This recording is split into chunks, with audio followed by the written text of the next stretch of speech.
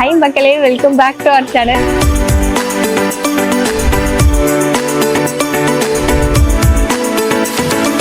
எல்லா ஜனங்களுக்கு வந்து இல்லாதவங்களுக்கு கொஞ்சம் சாப்பிட்றதுக்கு நல்லா இதுவாக இருக்கும்.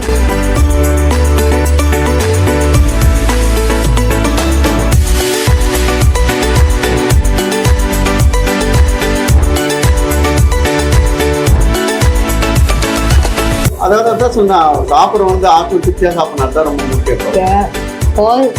வெளிநாடு வரைக்கும் ரீச் ஆன ஒரே விஷயம் என்னன்னு பாத்தீங்கன்னா இந்த இட்லி தான். அது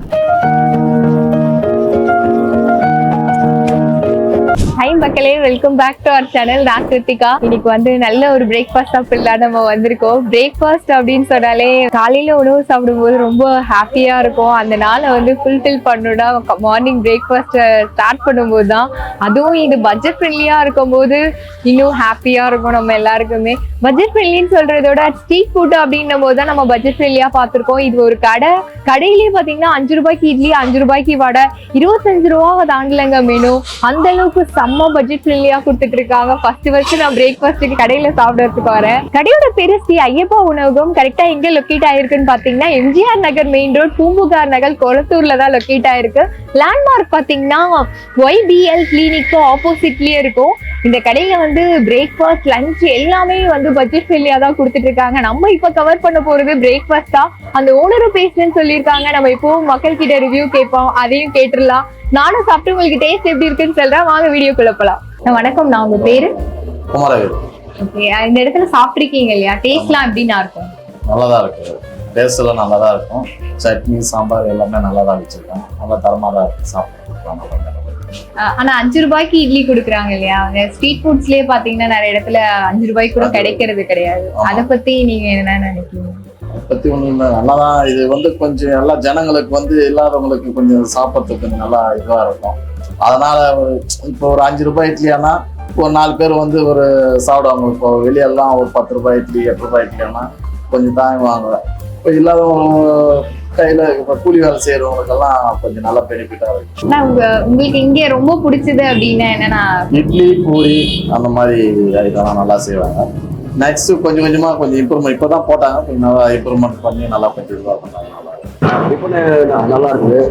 சாம்பார் சட்னி நல்லா இருக்குது. இட்லியை வந்து 5 ரூபாய்க்கு எங்கே கிடைக்கிறது இல்லை. இங்கே 5 ரூபாய் இட்லி கொடுக்குறாங்க. இப்போ கல் வண்டியிலே வந்து 2 இட்லி 5 ரூபாய்க்குறாங்க. கல் வண்டியிலே இவங்க கடை வாடகை கொடுத்து எல்லாம் செஞ்சு இட்லி 5 ரூபாய் சொன்னாங்கனாக்கா இது பாராட்டு வண்டி வச்சுருந்தாங்க. உங்க பேருனா? ராமன். ராமன். கடை பேரு? கடை பேர் வந்து ஐயப்பா உணவகம். ஐயப்பா உணவகம். எவ்வளவு நாளா நடத்திட்டு இருக்கீங்கன்னா? 6 மாசம் நடத்திக்கணும். 6 மாசம். ஆரம்பத்துல இருந்தே நீங்க இந்த கடை போட்டிருக்கீங்களா இல்ல இதுக்கு முன்னாடி இந்த எக்ஸ்பீரியன்ஸ் ஏதாவது வச்சிருக்கீங்களா? அதாவது ஹோட்டல்ல கேட்டரிங் வந்து எவ்வளவு நாளா பண்ணிட்டு இருந்தீங்கன்னா? கேட்டரிங் வந்து அது ஒரு 5 வருஷம் பண்ணிட்டேன். 5 வருஷமா. அந்த எக்ஸ்பீரியன்ஸ் வச்சு நீங்க இந்த மாதிரி கடை ஓபன். கேட்டரிங்கோட மெயின் சப்ஜெக்டே வந்து நம்ம கடை வைக்கணும். கடை வைக்கிறவங்க வந்து அப்புறமா கேட்டரிங் வச்சா நிறைய பேர் கடையை வைப்பாங்க. நமக்கு ஒரு கடை வேணும், நமக்கு அந்த ஐடியாவில் கடையை சீப் அண்ட் பெஸ்டா கொடுக்கணும். சாப்பிட்றவங்க வந்து ஆத்ம திருப்தியா சாப்பிடணும். அதான் மெயின். இப்போ 5 ரூபாய் நான் இட்லி கொடுக்குறேன்னா அந்த அவங்க சாப்பிட்றவங்க வந்து மன நிறைவா போகணும். ஒரு 20 ரூபா கொடுக்குறாங்க, ஒரு 4 இட்லி சாப்பிட்றோம், மன நிறைவா போகணும். நமக்கு லாப நோக்கம் கிடையவே கிடையாது. லாப நோக்கம் இருக்குது, அதே நேரத்துல வரவங்களுக்கு பசியார நல்லா போகும். காலையில வந்தா என்னெல்லாம் கிடைக்கும் அவங்க கடையில? காலை இட்லி, தோசை, பூரி, பொங்கல், இது வடை. ரேட்டு இட்லி 5 ரூபாய், தோசை 1 15 ரூபா, 2 சாப்பிட்டு 25 ரூபா, பூரி 1 15 ரூபா, 2 சாப்பிட்டு 25 ரூபா, பொங்கல் 25 ரூபா, வடை 5 ரூபா. எப்படி நான் 5 ரூபாய்க்கு கொடுக்குறீங்க? ஏன்னா கடை இல்லாம ஸ்ட்ரீட் ஃபுட்லயே பாத்தீங்கன்னா இப்ப 8 ரூபா 9 ரூபா கொடுத்துட்டு இருக்காங்க. உங்களுக்கு கட்டுப்படியாவதா? ரெண்ட் எல்லாம் கொடுக்கணும். இல்ல, அதான் லாபம் கொஞ்சம் கம்மியா வரும். அதான் சொன்ன மெயின் வந்து ஆத்ம திருப்தி தான் ரொம்ப முக்கியம். லாபம் நோக்கம் இருக்குது. லாபம் ரொம்ப ரொம்ப கம்மி. இப்ப நீங்க 100 ரூபா கிடைக்கிற இடத்துல வந்து ஒரு 20 ரூபா கிடைக்கும், 30 ரூபா கிடைக்கும். லாபம் கிடைக்காம இல்ல, கிடைக்கும், கண்டிப்பா கிடைக்கும், கம்மியா கிடைக்கும். லாப நோக்கம் கடை இது கிடையாது. நம்ம கேட்டரிங் சப்ஜெக்ட் எடுத்துட்டு ஆர்டர்ல நம்ம கடை தொட்டு இந்த வாடகை நம்ம அது கொடுத்துருவோம். அதனால கடைக்கு வந்து நம்ம கொஞ்சம் ஃப்ரீயா கொஞ்சம் கம்மியா கொஞ்சம் சர்வீஸ் பண்ணுவோம். இட்லி வந்து இங்கே 5 ரூபாய்க்கு கொடுக்குறாங்க. எங்கேயுமே 5 ரூபாய்க்கு கிடையாது. அதுவும் வாழையில வச்சு கொடுக்குறோம். பகல் லஞ்சு வந்து இருக்கு 1 மணிலேருந்து ஒரு 3 மணி வரைக்கும் நல்லா போட்டா இருக்கும். அதுவும் வாழையில தான் வச்சு கொடுக்குறாங்க.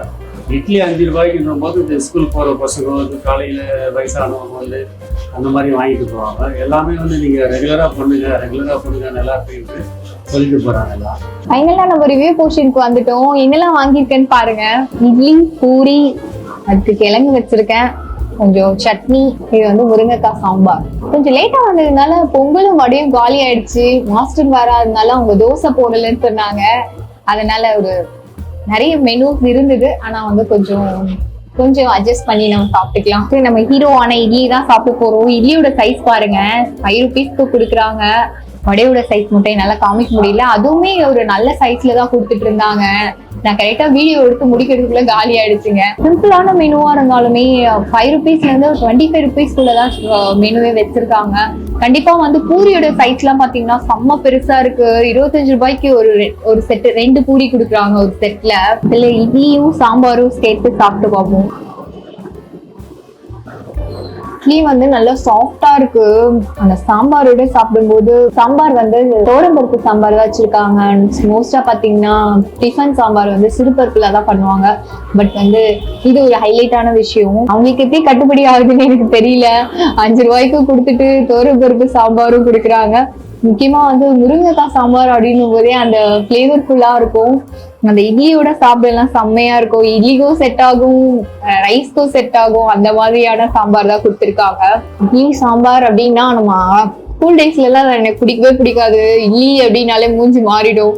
பட் வந்து இப்போ வந்து இட்லி தான் வந்து ரொம்ப ஃபேவரட்டா மாறிடுச்சு. பிகாஸ் வந்து இட்லின்றது சவுத் இந்தியன் பிரேக்ஃபாஸ்ட்டுக்கு ஒரு மெயினான விஷயம். பொங்கல்லாம் சாப்பிட்டா சீக்கிரமா தூக்கம் வந்துடும். பூரி வந்து ரொம்ப ஹெவியா இருக்கும். இட்லி அப்படின்னா ஒரு 4 இட்லி சாப்பிட்டா கூட நமக்கு வந்து ஹெவியான ஃபீலே வராது. அடுத்ததான் வந்து சட்னியோட சாப்பிடுவோம்.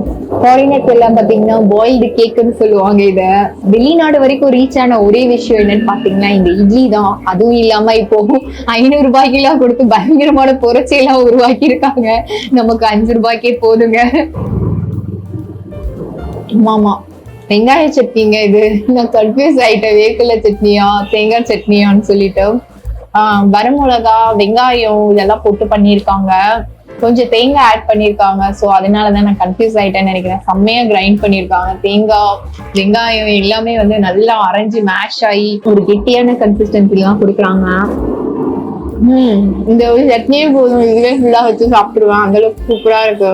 பூரியோட சைஸ் பாருங்க. இந்த ரெண்டு பூரி வந்து 25 ரூபாய்க்கு கொடுக்குறாங்க. கிழங்கெல்லாம் பாத்தீங்கன்னா அப்படியே திக்கான கன்சிஸ்டன்சில இருக்கு. நிறைய இடத்துல நிறைய வெங்காயம் போடுவாங்க. பட் ஃபுல் அண்ட் ஃபுல் நிறைய உருளைக்கிழங்கு தான் போட்டிருக்காங்க. பூரியை வந்து சாப்பிட்டு பார்த்துடலாம்.